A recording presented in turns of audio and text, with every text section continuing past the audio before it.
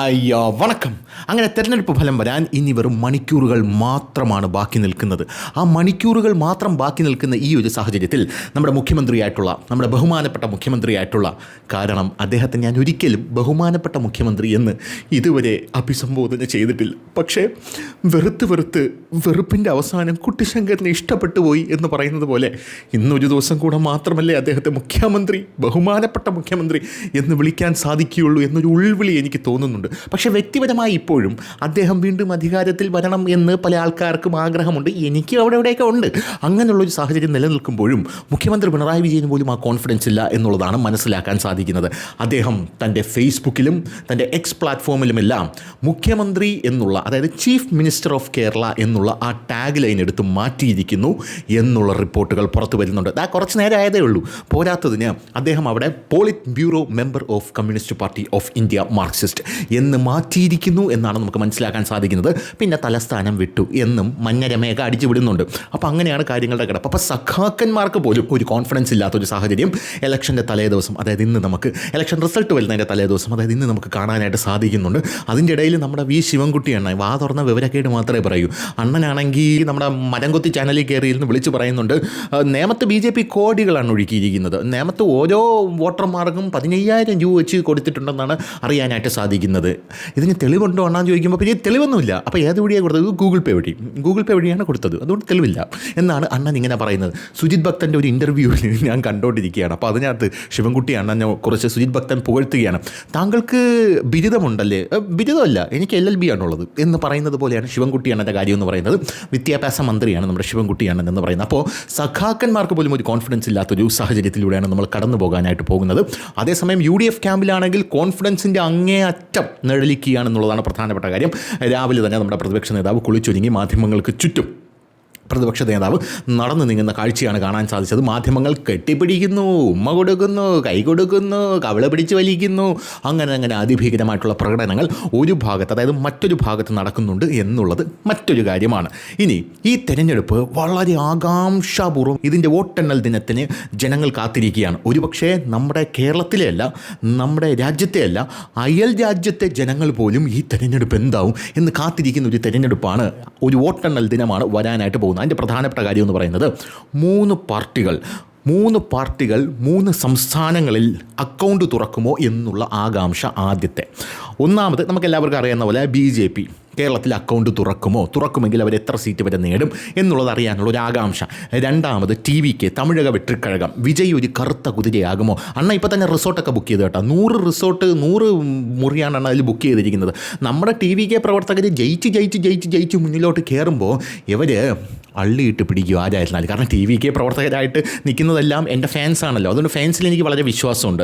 ഈ ഫാൻസായിട്ട് നിൽക്കുന്ന ആൾക്കാർ അവർ തന്നെയാണല്ലോ സ്ഥാനാർത്ഥികൾ. ഇപ്പോൾ DMKയിലെ സ്റ്റാലിൻ വന്ന് പറയാനിടയിൽ ഒരു 2-3 കോടി തരാം ഇങ്ങ് വാ എന്ന് പറഞ്ഞു കഴിഞ്ഞാൽ അവന്മാർ വായും വളർന്നുകൊണ്ട് പോകും. അതുകൊണ്ട് ആ വിശ്വാസം എനിക്കുള്ളത് കൊണ്ട് ഞാൻ എന്ത് ചെയ്തു, വിജയിക്കുന്നവർ വരിയായി ബഹളം വയ്ക്കാതെ ഒരു റിസോർട്ട് ബുക്ക് ചെയ്തിട്ടുണ്ട്. അവിടെ മറ്റേ ഇതൊക്കെ ഉണ്ട്, സെറ്റപ്പൊക്കെ ഉണ്ട്. അവിടോട്ട് വന്നിട്ട് വേണമെങ്കിൽ അണ്ണൻ്റെ കുരുവി സിനിമ ഇട്ട് വരും. അതുകൊണ്ട് തന്നെ അങ്ങോട്ട് കയറി ഇരിക്കാനായിട്ട് നമ്മുടെ TVK അവിടെ തുടങ്ങിയിട്ടുണ്ട്. പിന്നെ മൂന്നാമത്തെ പാർട്ടി, അപ്പോൾ നിങ്ങൾ വിചാരിക്കും മൂന്നാമത്തെ പാർട്ടി ഏതാടാ ഈ അക്കൗണ്ട് തുറക്കാം? വേറെ ആരുമില്ല, വെസ്റ്റ് ബംഗാളിലെ CPM ഇത്തവണ അക്കൗണ്ട് തുറക്കും. എന്തായാലും CPM ഇത്തവണ ഒരു നിമ്മതിയുണ്ട്. കാരണം അമിത്ഷാ കേന്ദ്രസേനയെ അവിടെ ഇറക്കിയതുകൊണ്ട് യവന്മാർക്ക് മത്സരിക്കാൻ പറ്റി. ഇല്ലെങ്കിൽ മമത ഷഡ്ഡി വലിച്ചു കീറുമായിരുന്നു യവന്മാരെല്ലാം കൂടെ. അങ്ങനെ വലിച്ചു കീറി ആസനത്തിൽ കുന്തവും കുത്തി ആ ഹൗറ ബ്രിഡ്ജിൻ്റെ താഴെ കൊണ്ട് തൂക്കിയേനെ എല്ലാ എണ്ണത്തിനെയും. അങ്ങനെ ഒരു സാഹചര്യമാണ് ഇപ്പോൾ. അങ്ങനെ 3 സംസ്ഥാനങ്ങളിൽ ഈ 3 പാർട്ടികൾ അക്കൗണ്ട് തുറക്കുമോ എന്നുള്ളതാണ് പല ആൾക്കാരും ഉറ്റുനോക്കുന്നത്. പിന്നെ ബംഗ്ലാദേശികൾ കൂട്ടത്തോടെ ധാക്ക ഇപ്പോൾ വളരെ വലിയ രീതിയിൽ അസ്വസ്ഥമാകുന്നുണ്ട്. കാരണം BJP അധികാരത്തിൽ വരാൻ പാടില്ല, BJP പശ്ചിമ ബംഗാളിൽ അധികാരത്തിൽ വരാൻ പാടില്ല എന്ന് ആഗ്രഹിക്കുന്നത് നമ്മുടെ ശത്രു രാജ്യമായിട്ടുള്ള ബംഗ്ലാദേശാണ്.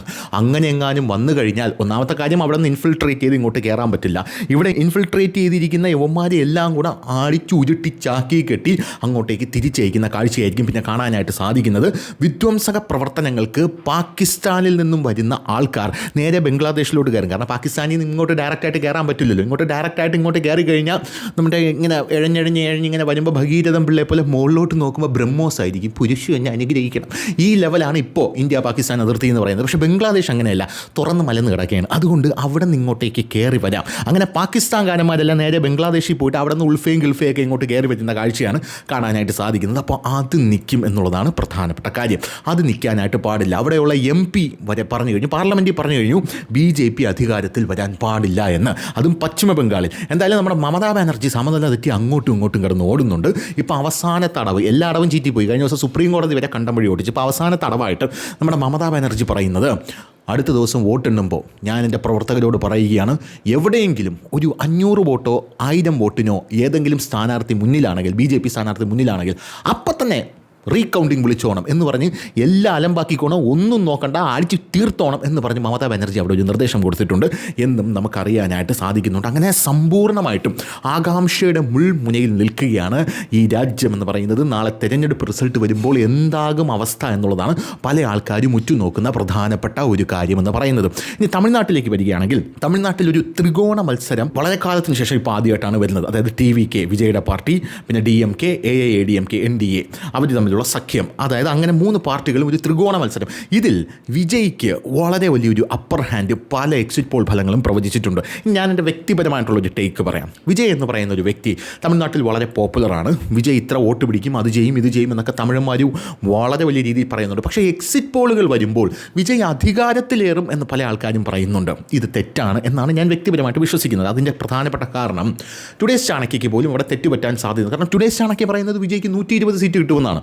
അതിൻ്റെ പ്രധാനപ്പെട്ട കാരണം എന്ന് പറയുന്നത്, ഈ വിജയുടെ പാർട്ടിയെ ഇവർ നിലവിൽ അനലൈസ് ചെയ്തിരിക്കുന്നത് അതിൽ വരുന്ന ജനങ്ങളുടെ ബാഹുല്യം കണ്ടിട്ടാണ്. പക്ഷേ മറ്റ് പാർട്ടികളെ ഇവർ അനലൈസ് ചെയ്തിരിക്കുന്നത് എങ്ങനെയാണ്? ഈ പാർട്ടികൾ ഇലക്ഷനിൽ നിന്നിട്ടുണ്ട്, ഈ പാർട്ടികൾ തെരഞ്ഞെടുപ്പിൽ വിജയിച്ചിട്ടുണ്ട്, ഈ പാർട്ടിയുടെ ജാതി സമവാക്യങ്ങൾ എന്തൊക്കെയാണെന്ന് എല്ലാ എക്സിറ്റ് പോൾ ഫലങ്ങൾ നടത്തുന്ന ഏജൻസികൾക്കും അറിയാം, ഈ പാർട്ടിയുടെ ശക്തി എന്തെന്നറിയാം, ഈ പാർട്ടിയുടെ വീക്ക്നെസ് എന്തെന്നറിയാം, അങ്ങനെ സകലെന്ന് പറയാം. പക്ഷേ ഒരു പുതിയ പാർട്ടി വരുമ്പോൾ, 3 മാസം മുമ്പ് ഒരു പാർട്ടി വരുമ്പോൾ, ആ പാർട്ടി എവിടെ നിന്നായിരിക്കും വോട്ട് ചുരണ്ടുക, എന്താണ് ഈ പാർട്ടിയുടെ സംഘടനാ ബലം, അല്ലെങ്കിൽ ഏത് സമുദായമാണ് ഈ പാർട്ടിയെ സപ്പോർട്ട് ചെയ്യുന്നത്, എവിടെ നിന്നാണ് ഈ പാർട്ടിക്ക് ഫണ്ട് വരുന്നത് എന്നൊന്നും അനലൈസ് ചെയ്യാൻ ഏജൻസികൾക്ക് സാധിച്ചിട്ടില്ല എന്നുള്ളത് പ്രധാനപ്പെട്ട കാര്യമാണ്. പക്ഷേ ഈ ഇലക്ഷന് ശേഷം കൃത്യമായി അനലൈസ് ചെയ്യാൻ സാധിക്കും. ഈ ഇലക്ഷന് ശേഷം വിജയുടെ പാർട്ടിയിൽ നിന്ന് ആരെങ്കിലും ജയിക്കുകയാണെങ്കിൽ, അല്ലെങ്കിൽ തോൽക്കുകയാണെങ്കിൽ, അല്ലെങ്കിൽ 2ാം സ്ഥാനത്തെത്തുകയാണെങ്കിൽ അടുത്ത ഇലക്ഷന് TVK എത്ര സീറ്റ് പിടിക്കും. ഇപ്പോൾ തിരുച്ചിറപ്പള്ളിയിൽ വിജയ് ജയിച്ചു, ആ സീറ്റ് ഇത്തവണയും പിടിക്കാനുള്ള സാധ്യതയുണ്ട്. അല്ലെങ്കിൽ വിജയ് 2ാം സ്ഥാനത്തെത്തി, എന്നാൽ ഇത്തവണ 1ാം സ്ഥാനത്തെത്തും എന്ന് പറയാം. പക്ഷേ ഇതൊരു പുതിയ പാർട്ടിയാണ്. പുതിയ പാർട്ടി ആയതുകൊണ്ട് തന്നെ എന്തായിരിക്കും ഇതിൻ്റെ അവസ്ഥ എന്ന് ആർക്കും പ്രവചിക്കാൻ കഴിയാത്തൊരു സാഹചര്യമാണ് നിലവിലുള്ളത്. അപ്പോൾ ഇതിനെല്ലാം തന്നെ നാളെ ഒരു തിരശ്ശീല വീഴും എന്നുള്ളതാണ് പ്രധാനപ്പെട്ട കാര്യം. നാളെ രാവിലെ 8 മണിക്ക് വോട്ടെണ്ണി തുടങ്ങും. ഒരു 11-12 മണിയൊക്കെ ആകുമ്പോഴേക്കും ഏകദേശം ചിത്രം കൃത്യമായി തെളിയും. UDF തന്നെ അധികാരത്തിൽ വരും എന്നുള്ളതാണ് ഇപ്പോൾ സകല ട്രെൻഡുകളും നോക്കിയാൽ നമുക്ക് മനസ്സിലാക്കാൻ സാധിക്കുന്നത്. മുഖ്യമന്ത്രി പിണറായി വിജയൻ പോലും അത് ശരിവെക്കുന്ന രീതിയിലാണ് കാര്യങ്ങൾ മുന്നോട്ട് കൊണ്ടുപോകുന്നത്. പക്ഷേ നമ്മുടെ വിഷയം അതൊന്നുമല്ല. നമ്മുടെ വിഷയം ബംഗാളാണ്. ബംഗാൾ BJP പിടിക്കണം എന്നുള്ളതാണ്. അതിനുള്ള സെറ്റപ്പ് ഇത്തവണ അവിടെ BJP ചെയ്തിട്ടുണ്ട് എന്നുള്ളതാണ് പ്രധാനപ്പെട്ട കാര്യം എന്ന് പറയുന്നത്. ആസാം പിന്നെ നോക്കണ്ട, ഹിമന്ത് ബിശ്വ ശർമ്മ നക്കി തുടച്ചുകൊണ്ട് പോകും ആസാം. അതുകൊണ്ട് അത് ടെൻഷൻ അടിക്കേണ്ട കാര്യമില്ല. പുതുച്ചേരിയും BJP അധികാരം നിലനിർത്തും, അല്ലെങ്കിൽ NDA അധികാരം നിലനിർത്തും എന്നുള്ളതാണ് ഇപ്പോൾ വരുന്ന റിപ്പോർട്ടുകൾ പ്രകാരം നമുക്ക് മനസ്സിലാക്കാൻ സാധിക്കുന്നത്. അപ്പോൾ തമിഴകം, വെസ്റ്റ് ബംഗാൾ, കേരളം, ഇതാണ് 3 സംസ്ഥാനങ്ങൾ നാളെ എന്താകും എന്നറിയാൻ ജനങ്ങൾ കാത്തിരിക്കുന്നത്. അപ്പോൾ ശരി.